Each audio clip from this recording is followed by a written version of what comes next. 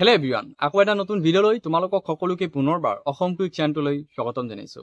যোনসকল ছাত্ৰ-ছাত্ৰী তোমালোকে 2026 বৰ্ষত তোমালোকে এইচএছ দিবলৈ গৈ আছা, অৰ্থাৎ হায়াৰ ছেকেণ্ডাৰী ফাইনেল এক্সাম দিবলৈ গৈ আছা, তোমালোকৰ কাৰণে আজিৰ এই ভিডিঅ'টো খুবেই গুৰুত্বপূৰ্ণ হ'ব গৈ আছে।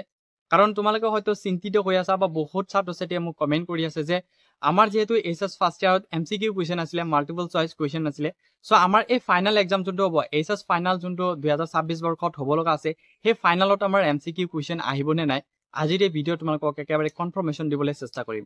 লগতে MCQ নাহিলে তোমালোকক কেনেকুৱা ধৰণৰ কুৱেশ্যন আহিব বা MCQ যদি আহে কেনেকুৱা ধৰণৰ কুৱেশ্যন আহিব, লগতে যদি তোমালোকে যদি 2025ত হৈ যোৱা যোনটো এইচএছ ফাইনেল এক্সামৰ যোনটো পেটাৰ্ণ আছিলে, সেই পেটাৰ্ণটো যদি মতে তোমালোকে যদি 2026ত ফলো কৰা, তেনেহ'লে তোমালোকৰ এক্সামৰ যোনটো ৰিজাল্ট হয় সেইটো ভাল হবে নে নাই। লগতে যদি তোমালোকে প্ৰিভিয়াছ ইয়াৰৰ 5 বছৰ বা 10 বছৰৰ কুৱেশ্যনবোৰ যদি তোমালোকে চাই কেনে 2026 চনত যদি তোমালোকে এইচএছ ফাইনেল এক্সামত বহিবলৈ যোৱা, তেনেহ'লে তোমালোকৰ পাৰ্চেণ্টেজ ভাল হবে নে নাই বা তোমালোকক কিমান শতাংশ তোমালোকৰ কি হ'ব কুৱেশ্যন কমন পৰিব, আজিৰ এই ভিডিঅ'ত তোমালোকক সবিশেষ জনাই থাকিম।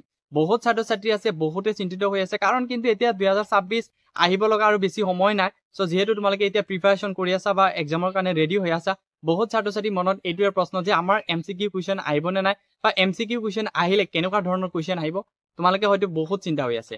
সো কথাটো হ'ল, যেহেতু তোমালোকক এইচএছ ফাৰ্ষ্ট ইয়াৰত কিন্তু তোমালোকক MCQ কুৱেশ্যন দিয়া হৈছিলে, আনকি মেট্ৰিকৰ কিন্তু কি কৰা হৈছিলে MCQ কুৱেশ্যন দিয়া হৈ আছে। এতিয়া তোমালোকে যেহেতু 2026ত তোমালোকে এক্সাম দিবা, এইচএছ ফাইনেল এক্সাম দিবা, সো তোমালোকে কি হ'ব প্ৰিপাৰেশ্যন কৰিব লাগিব MCQ কাৰণে। কাৰণ বহুতে কৈ আছিলে যে আমাৰ 2026 চনত যোনটো এইচএছ এক্সাম হ'ব, অৰ্থাৎ তোমালোকে এক্সাম দিবা, সেই এক্সামত MCQ কুৱেশ্যন নাহিব বা এতিয়া কোনো ধৰণৰ বৰ্ডৰ ফালৰ পৰা কোনো ধৰণৰ নটিফিকেশ্যন অহা নাই। সো এটা কথা মন কৰা, যেহেতু তোমালোকক এইচএছ ফাৰ্ষ্ট ইয়াৰত কি কৰা হৈছে MCQ কুৱেশ্যন দিয়া হৈছে, মাল্টিপল চইচ কুৱেশ্যন দিয়া হৈছে, তোমালোকে একেবাৰে 100% নহ'লেও 80% চিয়ৰ কৰি লোৱা যে তোমালোকৰ ফাইনেল এক্সামত কিন্তু কি কৰা হ'ব MCQ কুৱেশ্যন দিয়া হ'ব। আৰু MCQ কুৱেশ্যন দিয়ক বা নিদিয়ক, তোমালোকে এতিয়া আগৰ নিচিনাকৈ ষ্টাডি কৰিলে নহ'ব যে আমি 5 বছৰৰ আগৰ পেপাৰ চাই কিনে এক্সাম দিবলৈ যাম, সেইবোৰ কমন পৰিব, তেনেকুৱা একেবাৰে তোমালোকে ভাবি নল'বা। কাৰণ যোৱা বছৰ যোনটো এক্সাম হৈ গ'ল, সেই এক্সামৰ পেটাৰ্ণবোৰ তোমালোকে চাবা, নিজে কৰা কুৱেশ্যন কিন্তু বহুত আহে, যে তোমালোকে ভাবি চিন্তি কুৱেশ্যন এনচাৰ যাতে কৰিব পাৰে, তেনেকুৱা কুৱেশ্যন কিন্তু বহুত দিছে। হয়তো ছায়েন্সৰ কথা যদি আমি ক'ব যাওঁ, তেনেহ'লে হয়তো সকলোৱে গম পায় যে যোৱা বছৰ কিন্তু ছ'চিয়েল ছায়েন্সত এনেকুৱা কুৱেশ্যন দিছিলে, সেই কুৱেশ্যন কাটি নৰ্মেল কুৱেশ্যন হয়, যদি ষ্টুডেণ্টজনে ভাবি চিন্তি লিখে সো নিশ্চয় ধুনীয়াকে বহলাই 2 পেজ বা 3 পেজ তেনেকে লিখিব পাৰিব।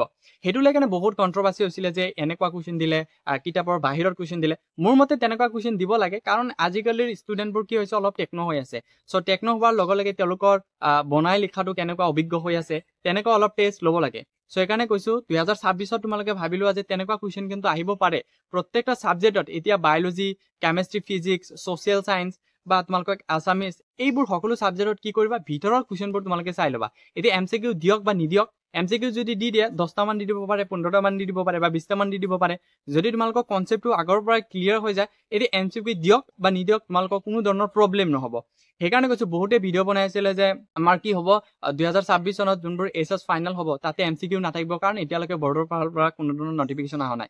MCQ দিব বুলি বৰ্ডৰ ফালৰ পৰা কোনো ধৰণৰ নটিফিকেশ্যন নাহিব, অৰ্থাৎ কিয়, কাৰণ এইচএছ ফাৰ্ষ্ট ইয়াৰত অলৰেডি তোমালোকক MCQ দিয়া হৈছে, সেইটো তোমালোকে গম পোৱা। সো সেইকাৰণে ৰিকুৱেষ্ট কৰিছোঁ, আকৌ কৈছোঁ, তোমালোকে যেনেকৈ পঢ়ি আছা আৰু অলপ ভালকৈ পঢ়িবলৈ চেষ্টা কৰা, আৰু ভিতৰৰ যোনবোৰ কথা আছে, ভিতৰৰ যোনবোৰ কনচেপ্ট আছে, সেইবোৰ ল'বলৈ চেষ্টা কৰা। এতিয়া MCQ দিয়ক নিদিয়ক সেইটো তোমালোকৰ পিছৰ কথা হ'ব। সো যদি তোমালোকে কনচেপ্ট ক্লিয়াৰ কৰা, ধুনীয়াকৈ তোমালোকৰ এক্সামটো ভালকৈ দিব পাৰিবা। আৰু 100% এইটো চিয়ৰ হৈ লওঁ যে বাহিৰৰ পৰা কিন্তু তোমালোকক কিছুমান এনেকুৱা কুৱেশ্যন দিব, যাতে সেই কুৱেশ্যনবোৰ তোমালোকে কোনো ধৰণৰ তোমাৰ মূৰত নাই বা আগতে একো পঢ়া নাই, তোমালোকে সেই এক্সাম হলত তেতিয়াই তুমি সেই কুৱেশ্যনটো চাই কিনে তাতে কি কৰিব লাগিব, এটেম্প কৰিব লাগিব, আৰু বনাই লিখিবলৈ সেই অভ্যাসটো থাকিব লাগিব। যোনে বনাই লিখিবলৈ অভ্যাস আছে, এতিয়াৰ পৰাই যোনবোৰে মানে এনেকুৱা কুৱেশ্যন 2-এটা কি কৰিছে, ফেচ কৰিছে, সেই অকল ছাত্ৰ-ছাত্ৰীয়ে ভাল ৰিজাল্ট কৰিব পাৰে। সো সেইকাৰণে ৰিকুৱেষ্ট কৰিছোঁ, ভালকৈ পঢ়া, বহুত সময় আছে।